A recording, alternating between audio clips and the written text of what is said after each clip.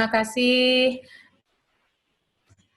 Saya siapkan dulu screen share-nya. Mohon maaf ini panitia karena tadi permintaannya pas di tengah-tengah saya sedang pengajian dengan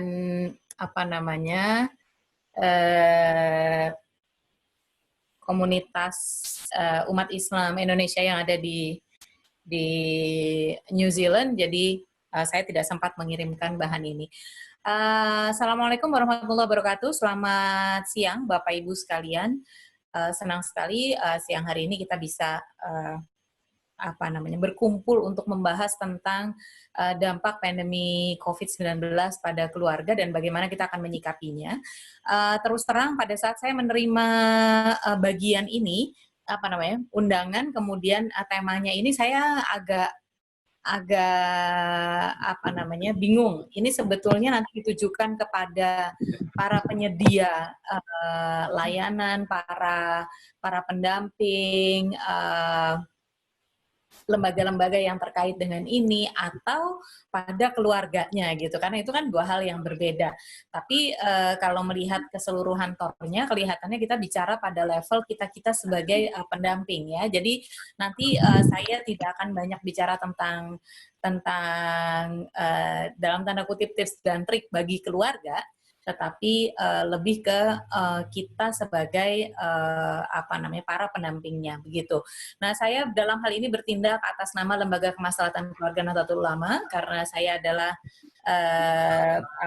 sekretaris di pengurus pusatnya, dan kami di LKKNU kami mempersiapkan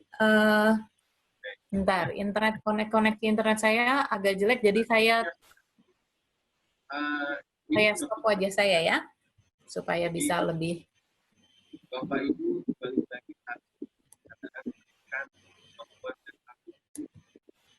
Oke. Di LKKNU kami ngebut juga untuk bisa memberikan respons yang tepat, karena kita tahu keluarga sebetulnya adalah unit yang kemudian terdampak paling dahsyat dalam tanda kutip pada situasi pandemi COVID-19 ini.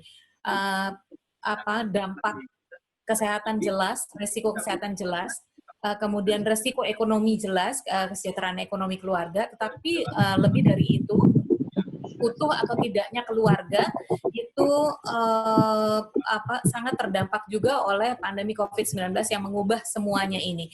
Ini saya ambil contoh dari Gus Durian Peduli ketika kami membagikan paket sembako di Gus Durian Prawoto di Pantura Tengah. Kami menemui seorang anak yang dia hanya tinggal bersama dengan kakaknya usia 12 tahun. Dia sendiri usia 10 tahun, kelas 3. Bapaknya di penjara, ibunya bekerja sebagai buruh di Jepara. Ibunya hanya pulang seminggu sekali, kadang juga 2 minggu sekali. Bayangkan, anak usia segitu mereka hanya berdua dan mereka harus mengelola kehidupan mereka sendiri. Kita bisa membayangkan juga bagaimana kemudian perkembangan jiwa anak ini. Ini situasi yang sekarang sedang dihadapi. Sebetulnya ini hal yang biasa, maksudnya banyak sudah di Indonesia kita temui seperti ini, tetapi karena pandemi COVID ini kita memproyeksikan ini akan lebih menghebat lagi, lebih banyak lagi orang-orang yang seperti adik kita satu ini. Kemudian kita juga tahu kasus KDRT meningkat di sejumlah negara, sementara dari sebuah berita di salah satu portal online, perceraian di Cianjur itu berpotensi meningkat. Jadi pendaftaran gugat itu kasus-kasus perceraian itu meningkat, sehingga kita memperlukan family breakdown. Lalu jelas KTD, kehamilan yang tidak direncanakan itu juga meningkat karena fasilitasnya, akses terhadap fasilitas yang berkurang. Kemudian yang kedua juga karena keluarga ini lebih banyak ada di rumah, dan yang ketiga karena perencanaan yang tidak cukup jelas begitu. Nah, KTD ini juga berpengaruh jangka panjangnya pada kualitas si janin itu sendiri gitu. Ketika dia dikonsif atau di apa namanya dia dalam situasi yang penuh tekanan, maka kita tahu itu dampaknya langsung kepada janin tersebut. Sehingga kami membayangkan kira-kira 20 tahun lagi kita akan punya satu generasi manusia Indonesia yang itu banyak lahirnya banyak dilahirkan pada masa pandemi COVID ini, dan mungkin secara kecerdasan itu akan sedikit di bawah rata-rata yang ada sekarang gitu. Nah, tekanan psikososial ekonomi itu jelas dampaknya sangat besar kepada keluarga. Livelihood menurun drastis dan ketidakpastian masa depan itu hampir semua keluarga akan mengalaminya. Walaupun keluarga yang saat ini memiliki bekal dana darurat atau bahkan mereka yang sebetulnya secara finansial saat ini masih bisa bertahan dengan nyaman sampai 3 tahun ke depan, tetap ketidakpastian masa depan itu muncul, dan ini menciptakan tekanan psikologis tersendiri. Kemudian yang juga berpengaruh yaitu adalah perspektif relasi kuasa yang masih sangat subur di Indonesia, dan karena itu dalam situasi yang keempat, keterbatasan ruang pribadi, maka relasi kuasa ini akan menunjukkan memunculkan dirinya gitu. Keterbatasan ruang pribadi ini besar dampaknya juga, dan akhirnya jadi ini yang terjadi ya, tidak ada ruang privasi, lalu muncul emotional trigger atau picu emosi yang berlebihan, yang jauh lebih banyak dari situasi berikutnya. Kemudian kondisi saling menuntut antar pasangan dan antar anggota keluarga. Kalau kita punya anak remaja, misalnya anak remaja ini kecenderungan untuk menuntut orang tua juga meningkat, itu normal, bagian dari perkembangan dirinya, tetapi dalam masa tantangan COVID ini jadi akan menciptakan problem tersendiri, dan tentu saja problem komunikasi antar pasangan suami istri. Nah, yang paling berat itu adalah ketidakmampuan beradaptasi terhadap tekanan ini ujungnya yang paling parah adalah kekerasan gitu. Baik kekerasan berbasis gender, terutama kekerasan terhadap perempuan maupun kekerasan terhadap anak. Orang tua yang tidak sabar kepada anak itu pada akhirnya mudah sekali terjebak pada kekerasan verbal maupun kekerasan fisik. Saya mengelola pendidikan anak usia dini di Jogja dengan 40 guru-guru kami melaporkan bahwa orang tua banyak yang curhat soal kewalahan menghadapi anak. Ini risikonya sekali terhadap kekerasan terhadap anak. Nah, ketika kita bicara kekerasan, terutama dalam rumah tangga, sumbernya dari mana? Ketidakmampuan mengelola hubungan yang memberdayakan, kemudian relasi kuasa, terutama gender based, kemudian kurang matangnya pasangan ini, dan yang terakhir kurangnya pembekalan mengelola dinamika perkawinan. Jadi apapun tantangan yang sekarang ini muncul, sebetulnya itu hanya panen, Bu Harti. Ya, ini panen dari apa yang sudah kita tanam sebelumnya. Kalau yang kita tanam benihnya baik, maka saat ini sebetulnya sedang panen raya karena keluarga berkumpul. Tapi kalau benih yang kemarin kita tanam itu benihnya kurang baik, maka sekarang ini yang terjadi adalah gagal panen, begitu.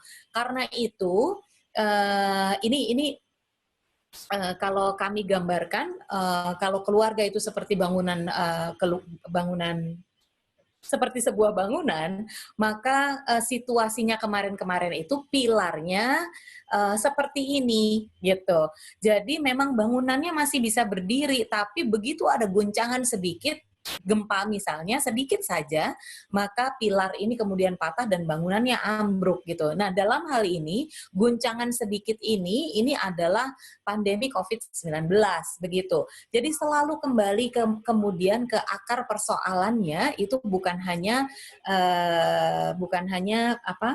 simptom-simptom yang sekarang muncul gitu. Nah, bangunan keluarga itu sebetulnya kalau penggambaran mudahnya adalah ada landasannya atau fondasinya, kemudian ada pilarnya, dan yang ketiga ada atapnya.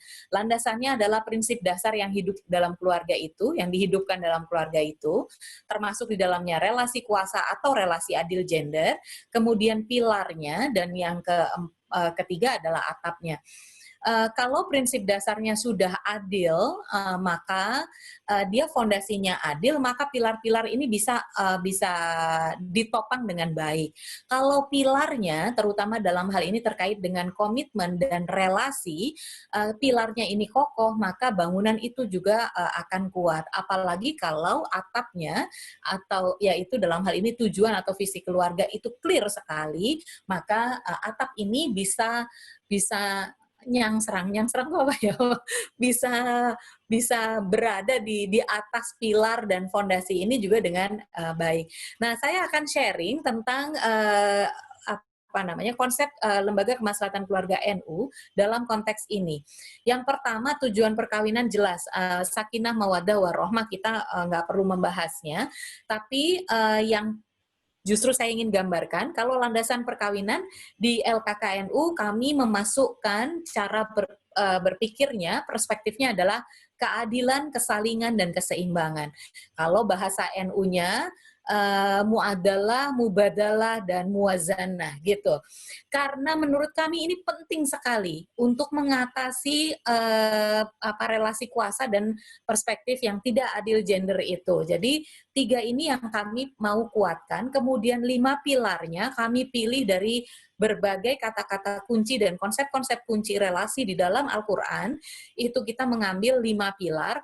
Yang pertama adalah komitmen, yang kedua adalah keyakinan bahwa hubungan suami istri ini saling melengkapi seperti sayap, jadi prinsip zawaj. Yang ketiga itu adalah perilaku saling memperlakukan dengan baik. Bahasa Manadonya baku baik. Bahasa Al-Qur'annya muasyarah bil ma'ruf. Yang keempat, musyawarah, itu adalah pilar untuk pengambilan keputusan yang lebih adil gender. Dan yang kelima, tarodin, itu adalah soal menjaga kerelaan pasangannya dalam setiap tindakan. Jadi kami tidak memberikan respons-respons yang sporadis, misalnya menolak poligami, bukan itu persoalannya.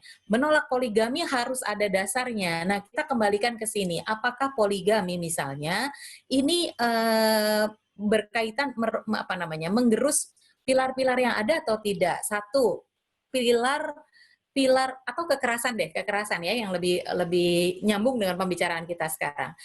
Kekerasan itu dia menggerus pilar yang mana? Muasyarah bil ma'ruf jelas tergerus. Musyawarah jelas tergerus. Tarodin, siapa korban yang akan rela kalau dia menjadi korban kekerasan. Ketika pilar-pilar ini patah, maka kemudian bangunan keluarganya juga tidak maslahah begitu.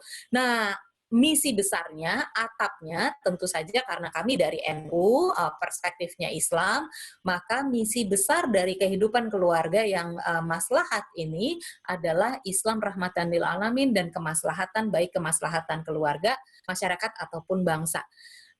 Lalu cara pandang terhadap dinamika kehidupan itu prinsipnya harus keseimbangan. Keseimbangan antara hak dan kewajiban, keseimbangan antara laki-laki dan perempuan, keseimbangan antara peran publik dan peran domestik, keseimbangan antara sebagai umat beragama dengan sebagai warga negara. Jadi tidak harus memilih antara ajaran agama dengan kehidupan sebagai warga negara. Itu prinsip ini yang kami tanamkan. Kemudian yang kedua, prinsip al-muhafadzatu ala qadimis sholih. Jadi mempertahankan tradisi yang baik, asal tradisi itu memang mendukung kemaslahatan. Al-ahzu bil jadidil aslah, mengambil tradisi yang lebih baik, kalau tradisi yang baru ini, modernitas ini memang mendorong ke kemaslahatan. Kemudian yang ketiga, al-islah ila mahuwal aslah, thumal aslah fa'al aslah, itu adalah dorongan untuk terus tumbuh dan berkembang. Jadi keluarga-keluarga yang maslahat ini suami istrinya akan terus berkembang, mau tumbuh, mau belajar, mau berproses.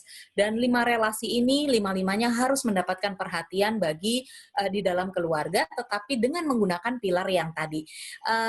Karena itu dalam konteks tanggap COVID, LKK kemudian meluncurkan beberapa program, satu pendampingan dan konsultasi online, kemudian program pendidikan masyarakat yang online juga.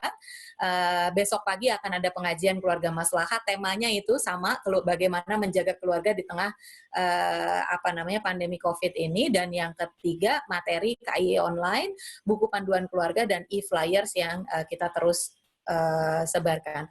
Nah, yang terakhir untuk kita bersama, jangka pendek untuk mensupport atau mendukung keluarga-keluarga Indonesia supaya bisa tidak terdampak buruk bagi karena COVID, itu yang pertama penting sekali untuk livelihood aid untuk kelompok keluarga miskin, karena sumber perceraian nomor 2 terbesar di Indonesia itu adalah kesejahteraan ekonomi, dan ekonomi adalah ekonomi adalah sektor yang juga ekonomi keluarga dalam hal ini sektor yang terdampak langsung oleh COVID. Kemudian yang kedua, menggalakkan edukasi publik untuk konsep berkeluarga yang memberdayakan. Yang ketiga, meningkatkan kapasitas layanan pendampingan. Dan yang keempat, memperbesar akses pendampingan kepada masyarakat, terutama perempuan. Jangka panjang dan menengah, transformasi nilai-nilai pribadi dan keluarga, dan membangun sistem sosial yang semuanya harus lebih peka dan adil gender, itu tetap harus dilakukan. Dan barangkali sekarang ini justru adalah momen yang paling menentukan dan paling baik juga, peluang yang baik juga untuk kita-kita yang bekerja di isu penguatan keluarga dan isu penguatan keadilan gender. Saya rasa itu pengantar dari saya. Terima kasih sekali. Moga-moga nanti kita bisa sambung lebih lanjut dengan diskusi. Wallahu muwaffiq ila aqwamit thoriq. Assalamualaikum warahmatullahi wabarakatuh.